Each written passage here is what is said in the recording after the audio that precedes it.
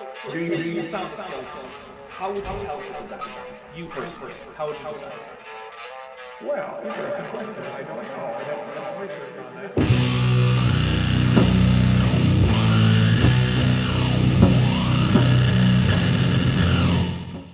Hey there YouTube, the Dapper Dinosaur here for the 6th and final episode of Creationism is a Mega Catastrophe.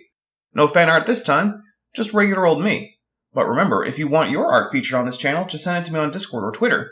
The fan-made server is linked in the description, and if you're not following me on Twitter, you're missing, well, not much, but you're still missing a little bit. Without any further ado, over to you, Dr. Taz. But he says, in fact, just about everything that was taught as recently as 10 years ago about granitic magmatism has been turned on its head.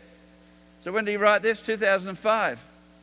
Okay, just 10 years ago. We're all on the wrong track. It's all been turned on its head.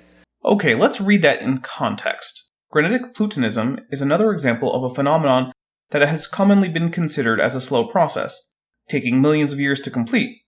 However, it is now clear that once generated by crustal melting, which might only take a few thousand years itself, magma segregation and ascent can be very rapid, taking a few thousands of years to build batholiths.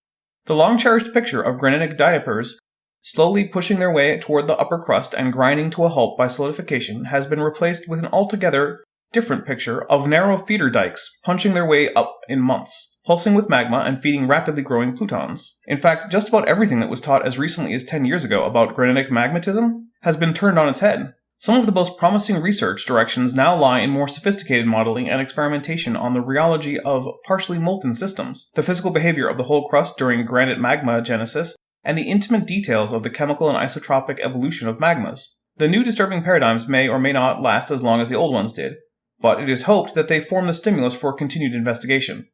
Obviously, truth is rarely as obvious as one thinks. Not exactly Clemens coming out with anything that's going to allow for 6,000-year-old Earth. According to him, the formation of granite is always going to take more than 10,000 years, when you take into account the initial time it takes the rock to melt. And so the idea is that rather than coming up in these great big blobs, it's to do with fractures in the Earth's crust. And a fracture occurs, it could be 2 meters, 6 feet, 10 feet, and through these fractures comes the molten magma, the granitic magma, and it comes to the top, towards the surface, and it pools there in great big magma chambers towards the surface.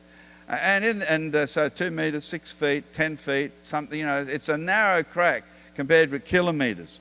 And this idea has been turned on its head. Not quite. Clemens says that granitic magmas may use pre-existing fractures in the rock, but they also produce their own, which they then use to propagate.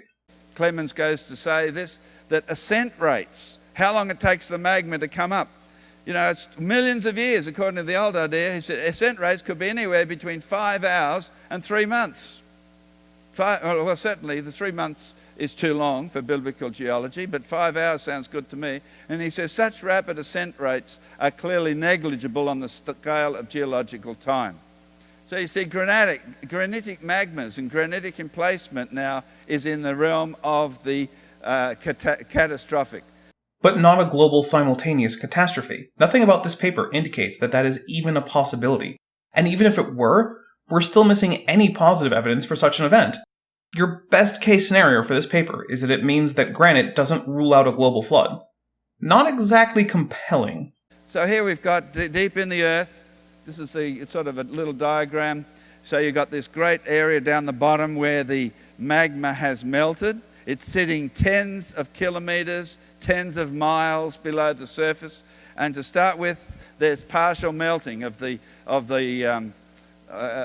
mantle. Yup. Melting that, according to his own sources, takes, quote, tens of thousands of years. And the crust of the Earth. So this partial melting happens rapidly. Yeah, compared to millions of years, 20,000 years, or even more, is quite rapid. But I noticed that Taz hasn't bothered to tell his audience that that's how long it takes, either because he didn't really read the paper, or because he knows the paper doesn't really support his position. Because tens of thousands of years means that it takes longer than the supposed age of the Earth.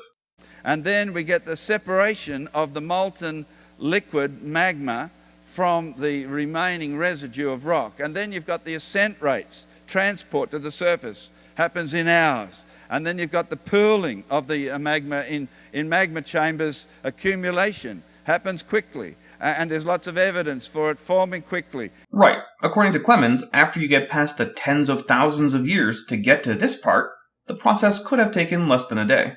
And signs of the patterns of it. And crystallization, it doesn't take millions of years. It happens quickly because of the cooling from the top of the magma chamber, which is only narrow, shallow. It's not thick, not a great big, and so it happens quickly.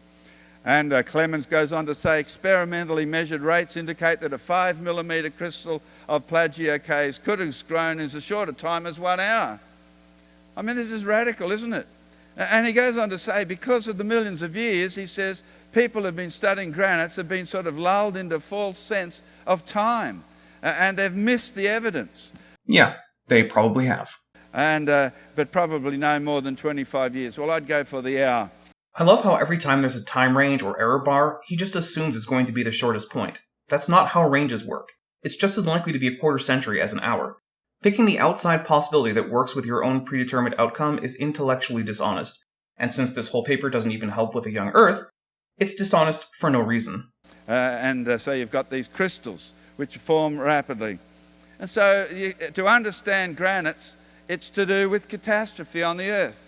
And so the movement of the Earth's crust, and whether it was the breaking of the fountains of the deep, or whether it was the movement of the crust and the ongoing processes of the flood, you get the generation of the magma due to the movement and pressure, which causes the magma to rise to the surface and then fill these vast magma chambers as the floodwaters were rising on the Earth.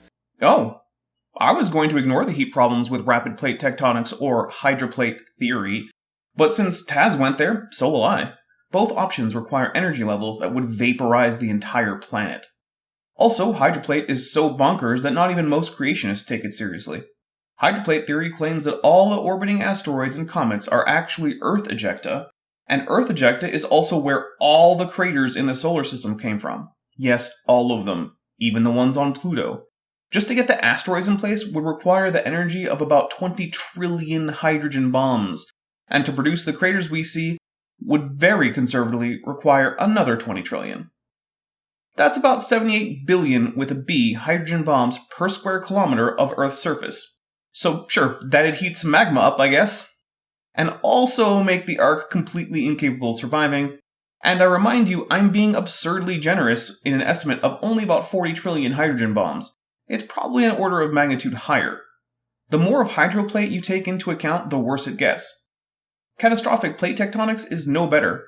In fact, in 2018, creationists themselves admitted that catastrophic plate tectonics would result in enough heat to melt the Earth's crust and boil the oceans 28 times over. In fact, that same paper said, enhanced heat conduction is physically unrealistic and delivers an overwhelming heat load to the oceans, thus requiring 2 extraordinary changes to normal physics. When your hypothesis needs extraordinary changes to physics, that's when it's time to get a new hypothesis.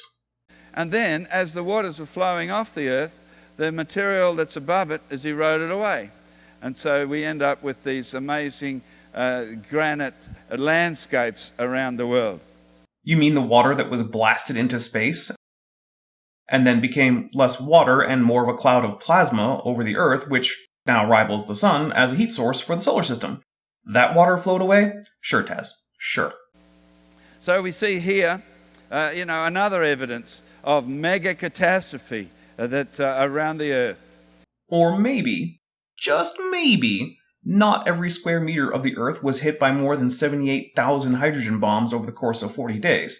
In other words, 4 hydrogen bombs on every square meter every 3 hours for days. And maybe granite actually takes tens of thousands of years to form, like his own source says.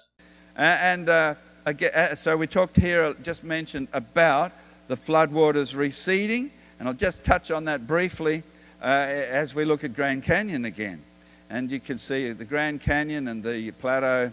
But we see in this landscape, and when you've been there, you will see these cliffs. There's a whole staircase of them, the vermilion cliffs, the grey cliffs, and then there's the pink cliffs. And so as well as the strata that goes over such a vast distance, we see that this erosion, the surface has been eroded by material by processes which covered a very vast area. Those cliffs make up the so-called Grand Staircase of the Colorado Plateau, and follow the general shape of the Grand Canyon, which we know was carved slowly by a river system, because it is dendritic and contains switchbacks, which is impossible for an outflow channel, like the ones we've already seen. So the parsimonious conclusion is that they are the result of the same erosion process which caused the canyon to form, and which is widening it to this day. And that's consistent with the waters flowing off the earth during Noah's flood. No. So the pink cliffs, of course, that was where there was erosion happening as the waters were covering a larger area. As they reduced and the waters dropped a little, you get the grey cliffs which are eroded, and they go a large area, and then the vermilion cliffs. So why were these defined steps separated by so much horizontal area if this was all one event? Why wasn't the erosion applied evenly across the horizontal area of this torrential flow? There's no good reason, and that's why in known outflow channels, the sides of the channel tend to be fairly smooth, even if on a small scale there is some stepping due to the different hardnesses of the strata being eroded. This again is inconsistent with the proposed mechanism for formation. And after the erosion, you get the uplift, so the Grand Canyon is actually not quite, these layers are not horizontal. At least he got that there's an uplift. That's better than Kent Hovind has ever managed. Way to go, Taz. You got past the lofty standards set by Kent Hovind. And that's it for the factual claims of Dr. Tasman Walker. He then just does a bit more quote mining and some preaching, and since none of that is interesting to me, I'm not going to address it.